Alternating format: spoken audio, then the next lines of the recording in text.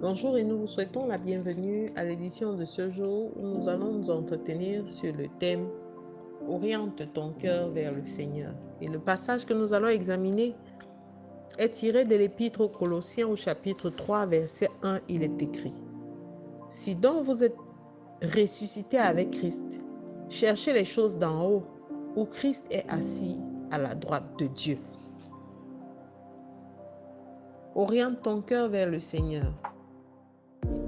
Ici, nous voulons attirer l'attention de quelqu'un ce matin sur le fait que lorsqu'on parle du cœur orienté vers le Seigneur, nous faisons appel ici aux valeurs qui conduisent généralement notre volonté.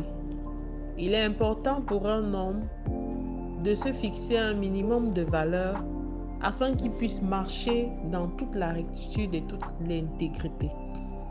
Nous devons avoir le cœur fixé vers le Seigneur parce qu'à cause de ses ordonnances, il nous sera difficile de nous écarter du droit chemin.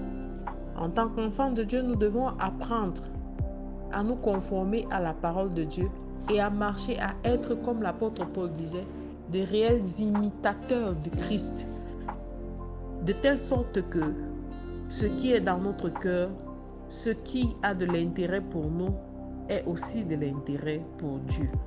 La plupart du temps, nous considérons le christianisme comme étant ce courant de pensée qui consiste à étudier la parole de Dieu, donner, partager. Toutes ces choses sont louables. Mais au-delà de cela, en tant qu'enfants de Dieu, nous devons rechercher en permanence la face de Dieu, afin que nous puissions faire chaque chose et nous conformer à sa parole dans tout ce que nous pouvons entreprendre. En dehors de ça, toute activité que nous ferons, comme donation, comme signe du témoignage de notre appartenance à Christ, risque manquer d'authenticité. Un croyant peut être satisfait de sa vie. Un croyant devrait être satisfait de sa vie et continuer à avoir un grand désir de rechercher Dieu. Continuer à tourner, pencher son cœur vers le Seigneur. Le Seigneur veut que nous le cherchions en premier, que nous désirions au-delà de toute chose, de rechercher sa présence en permanence, de rechercher la communion permanente et perpétuelle avec lui. Beaucoup de gens peuvent se dire, je fais beaucoup de choses dans le sens de plaire à Dieu, mais ils ne recherchent plus la face de Dieu. Ils se disent qu'ils ont fini par se satisfaire et se suffire aux choses viles du monde. Parce que bien aimé, ces choses ne durent pas. La réelle paix que nous recherchons, c'est en Christ que nous pouvons l'avoir. La réelle paix que nous devons rechercher, c'est en recherchant la parole de Dieu. Ce n'est pas à dire que nous ne devons pas avoir de vision, nous ne devons pas avoir de projet, nous ne devons pas entreprendre des choses, des désirs. Mais le fait de chercher Dieu en premier permettra à notre volonté de s'aligner sur celle de Dieu.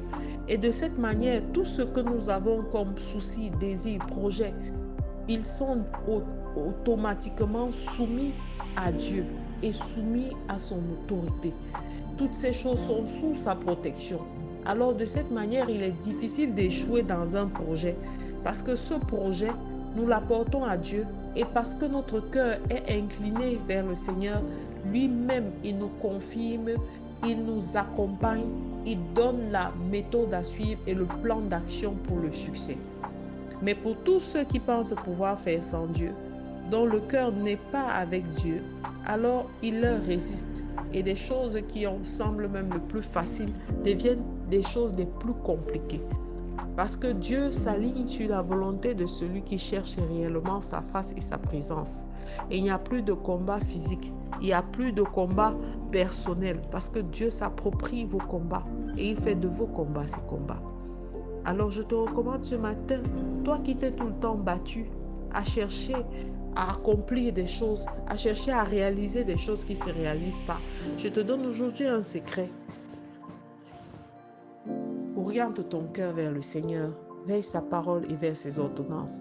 Alors certaines choses qui semblaient difficiles par le passé deviendront très faciles. Certains projets qui semblaient irréalisables, la main de Dieu sera dessus et il enverra des personnes pour les réaliser. Alors je te recommande ce matin de faire cette prière avec moi, Père éternel.